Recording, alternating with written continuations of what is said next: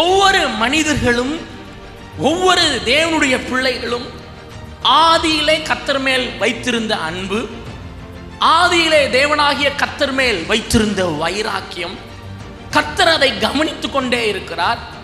தேவனாகிய கர்த்தர் அதை அறிந்திருக்கிறார். எந்த நிலையிலிருந்து நீ விழுந்தாய், அப்ப சொல்லல, கர்த்தர் பார்த்து கொண்டு இருக்கிறார். நீங்க ரட்சிக்கப்பட்ட பொழுது, நீங்கள் இயேசுவை ஏற்றுக்கொண்ட பொழுது, நீங்க கர்த்தருடைய நாமத்தின் மேல் நம்பிக்கையா இருந்த பொழுது, நீ எந்த நிலையில் இருந்தாய் என்று அவர் அறிந்திருக்கிறபடினால் அவர் சொல்லுகிறார், நீ எந்த இடத்திலிருந்து நீ விழுந்தாய் என்கிறதை நீ யோசித்து பார். உன்னுடைய பிரதிஷ்டைக்கு திரும்பவா, உன் அன்புக்கு நீ திரும்பவா.